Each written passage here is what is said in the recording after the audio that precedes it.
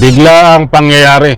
Senador Escudero, kinuyog at pinagtulong-tulungan sa isang lugar nang maraming galit sa kanya. Ito ang kanyang matinding sinapit. Pumapalag-palag pa eh. Alright, welcome back to my YouTube channel. I'm Andy's Vlog. Isang like muna sa video na ito kung nagustuhan nyo po. Sabay-sabay po nating i-like ang video na ito. Sa lahat po ng hindi pa nakasubscribe dito sa aking YouTube channel, please subscribe. Pwede rin po kayo mag-share ng video na ito. Eto, ibabahagi ko po sa inyo.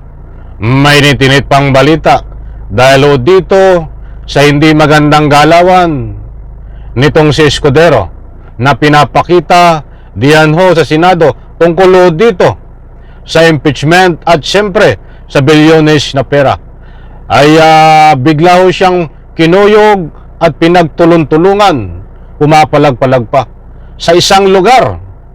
Ibabahagi ko po sa inyo kung saan lugar ito. Mas mabuti pa ay kapag mayroon po kayong pagkakataon, samahan niyo po akong panoorin, pakinggan ang ibabahagi ko po sa inyo dito sa napakarami ang nagtulong-tulong, nagsanib persa upang ito'y kuyugin at nang sa ganun ho, ipadama sa kanya ang galit nitong mga mahal nating mga kababayan, kapwa Pilipino. Ito po, saan lugar ito? Ay kilalang kilala nyo itong lugar na ito? Mga kaibigan, nagsama-sama ho sila. Shoutout po sa lahat.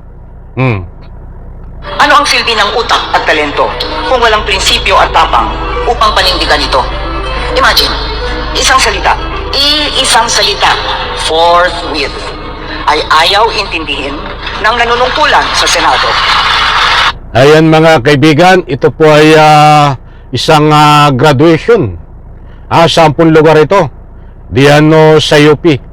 Ito po nagsasalita sa harap ng napakaraming estudyante. Ay ito nga dating profesor diyan po sa UP na habang nagbibigay po siya ng speech sa harap po ng napakarami na ilang graduate, nagsipagtapos, ay dito ay pinahayag niya ang kanyang salubin tungkol sa pagkadismaya sa galawan nitong si Escudero. Nabanggit nga po dyan ng forthwith, mga kaibigan. Bakit pinagtulong-tulungan? Paano ito na pagtulungan, kinuyog ng marami? Ay patapusin muna natin ito at ipapaliwanag ko dito at ibibigay sa inyo ang complete details pagkatapos ko nito. Ito po kung paano siya kinuyog at pinagtulungan.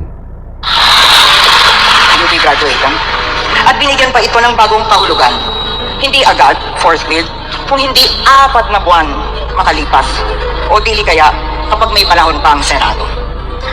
Mga kaibigan, puputulin ko lang sandali dahil ang usapin dito na pinapaliwanag ko nitong professor na ito, diyan po sa UP yan, nandiyan ho si Escudero at itong ang pangalan ho nito ay si Professor Diokno, dating professor po ng UP. Ay sabi nga niya, itong forthwith na napakadaling intindihin ay pinaglaruan ho tayo sa pamamagitan ng mga tula at mga sinasabi ni Escudero na kung susuruin po natin ay hindi kapani-paniwala. Pansinin nyo po, itong si Escudero kung mabilis, napakabilis magsalita. Sa kabila ho ng kanyang mabilis na pagsasalita ay akala mo ay tama kapag hindi sinuri, kapag sinuri mo ay isang malaking kalokohan. Kaya't bistado ho na ho ito.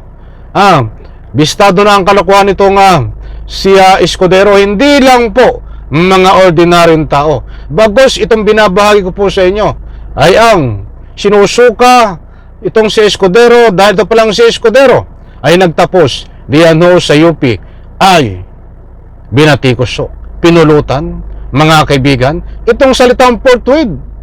Sabi nga nitong professor na si Professor Diokno, hindi po si Sel Diokno iba ho ito po ay babae na professor. Ang sabi nga, talagang ang ibig sabihin ng forthwith ay talagang sa lalong madaling panahon o immediately. Ba't ang ginawa ho ni Escudero ay ilang buwan na dito po sa sinusunod nila na forthwith ay dapat sa lalong madaling panahon. O ito pa, mga kaibigan. Nako, matindi ho ito. Kasalanan ng mga gumawa ng ating saligang batas ang di umano'y kalabuan ng salitang forthwith. Dapat daw, sa halip nito, ginamit ang salitang immediately. What utter nonsense.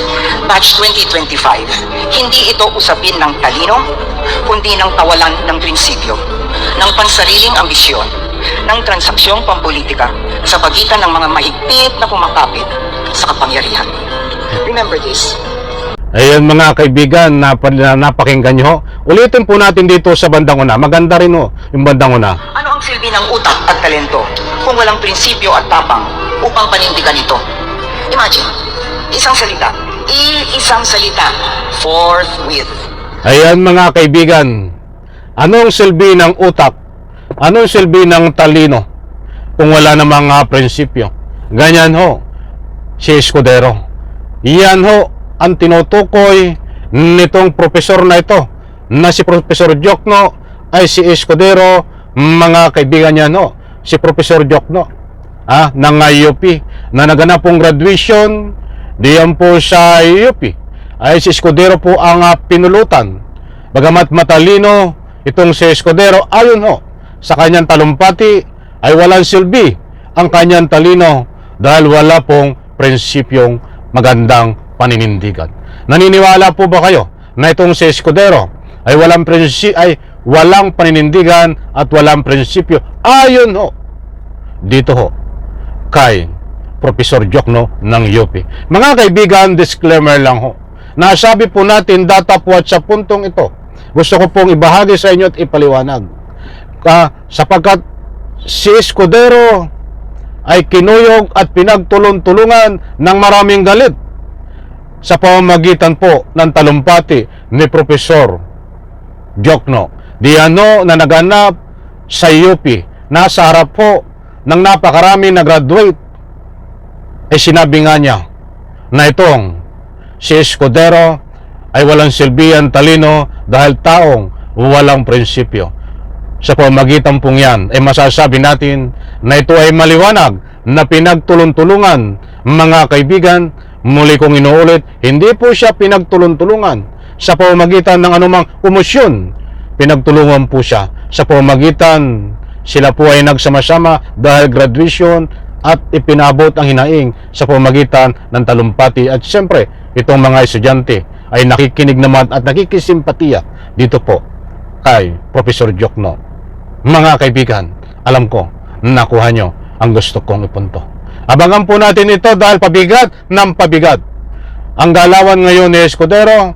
May kinakaharap po siya dito ho sa bilyones na pera at ito pa, itong galawan niya sa impeachment ho, na halatado na ang gusto niya talaga noong paman ay dismiss ang impeachments, but gumagalaw po ng palihim. Subalit bistado ho, mga kaibigan, na mali ang kanyang mga galawan. Sanlay ko sa video nito. Maraming salamat, bye-bye. Palakpakan.